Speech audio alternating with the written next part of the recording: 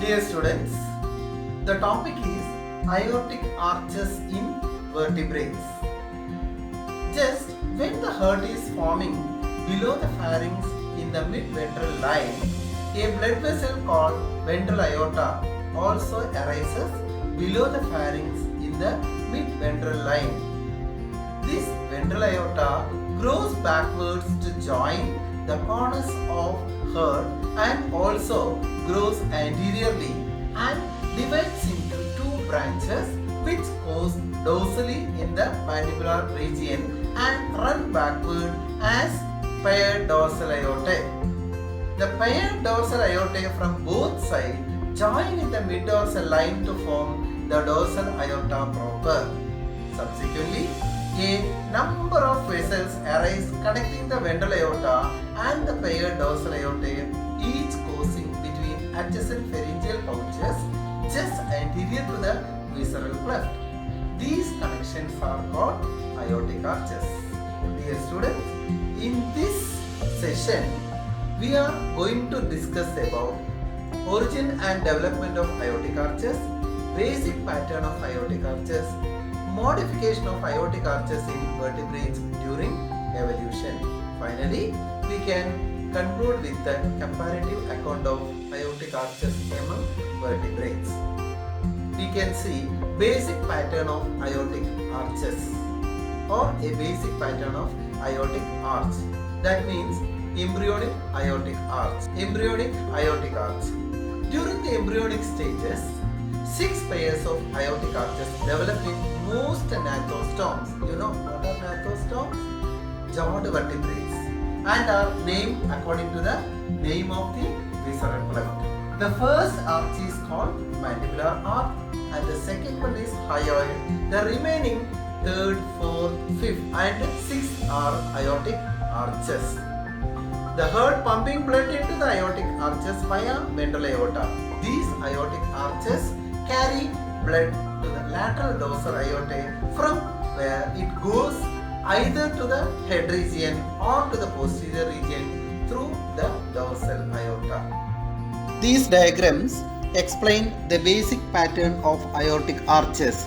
See, the first arch is called mandibular arch, the second one is hyoid arch, third, fourth, fifth and sixth are branchial arches. See here, ventral aorta is seen in diagram A, then lateral dorsal aorta is otherwise called radix aorta. Next we can see modification of aortic arches in different vertebrates. The number of aortic arches is different in different adult vertebrates, but they are built on the same fundamental plan of embryonic life. The differences in number of aortic arches are due to the complexity of heart circulation in the mode of living from aquatic, that means the aquatic is the gill to the terrestrial or lung for respiration. That means the animals have a transient mode of respiration, that means from aquatic to terrestrial. For aquatic respiration, gill helps, and for terrestrial or aerial, lung help as the respiratory organ. And there is a progressive reduction of aortic arches in the vertebrate series during evolution. Next we can see aortic arches in fishes.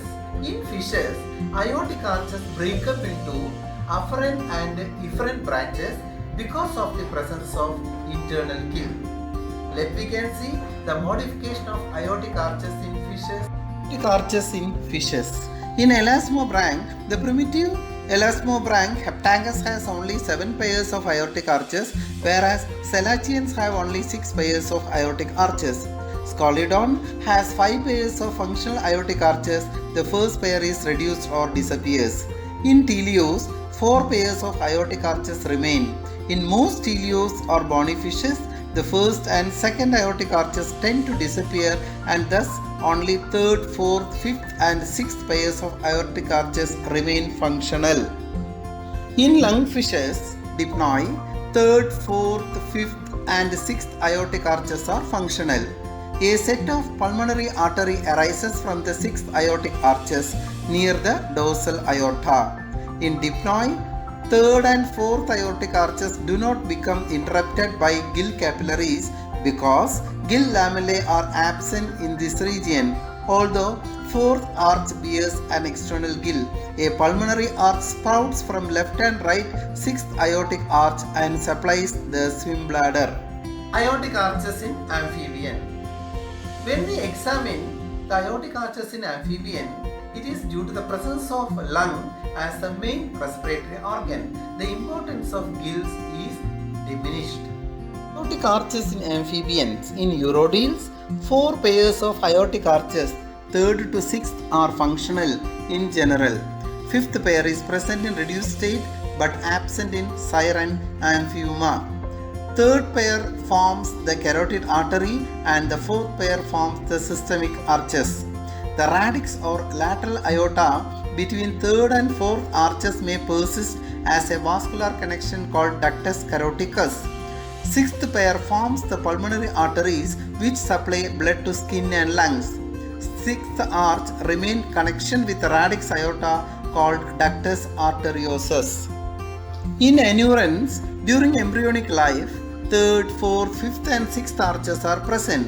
Third, fourth and fifth supply the external gills during the 5 to 6 days these gill function. Thereafter, they supply internal gills until metamorphosis. Pulmonary arteries sprout from arch 6th for supplying the developing lungs. At metamorphosis, with the loss of gills, first, second and fifth aortic arches disappear altogether. A stapedial branch represents the remnant of second aortic arch. Thus, 3 pairs of aortic arches. Third one is called carotid, fourth one systemic, and the sixth pulmonary are functional. Carotid arch take oxygenated blood to the head region. Systemic arch on each side continues to dorsal aorta to distribute blood elsewhere except head and lung. Pulmonary arch supplies venous blood exclusively to lungs for purification. The ductus caroticus and ductus arteriosus are usually absent. Aortic arches in reptiles. The reptiles are fully terrestrial vertebrates in which gills disappear altogether and are replaced by lungs. Aortic arches in reptiles. Only 3 functional arches, third, fourth and sixth, are present. Ventral aorta split into 3 trunks, 2 arising from the right side of the ventricle and 1 from the left ventricle. Third aortic arches along with the radix of dorsal aorta, that means lateral dorsal aorta of that side, becomes internal carotid arteries. Fourth aortic arch on the right side establishes connections with the right systemic arch arising from left ventricle carrying oxygenated blood. Fourth aortic arch on the left side establishes connection with the left systemic arch arising from right ventricle. Sixth arches give rise to pulmonary arteries which join the pulmonary trunk arising from the right ventricle carrying deoxygenated blood to the lungs for purification. Though we noted the modification in reptilian aortic arch, some exceptions are there. Generally, ductus caroticus and ductus arteriosus are absent, but in certain snakes and lizard uromastics, the ductus caroticus is present, and in some turtles and spinodon, the ductus arteriosus is present in alligator and some turtles. In some snakes, the left third aortic arch disappears, but ductus caroticus persists throughout life and blood reaches the left internal carotid artery and brain through this route. When we examine the aortic arch in birds and mammals, in both cases, the ventricle is fully divided, so the heart is 4-chambered. In birds and mammals, 6th aortic arches develop in embryo, but only 3 arches, 3rd, 4th and 6th, persist in the adult. Ventral aorta split into 2 systemic and pulmonary aortae. In birds, the 4th aortic arch on the right side joins the systemic aorta arising from left ventricle and then joins the radix of dorsal aorta to become the dorsal aorta proper. 4th arch on left side may give rise to subclavian. In mammals, the 4th aortic arch on the left side joins the systemic aorta arising from left ventricle and then joins the radix of dorsal aorta to become the dorsal aorta proper. Fourth arch on right side becomes subclavian. Third arch with the radix of that side become internal carotid arteries. Dear students, from this discussion I hope you could understand the modification and evolution of aortic arches in different vertebrate groups. Thank you for watching. See you in next class with another topic.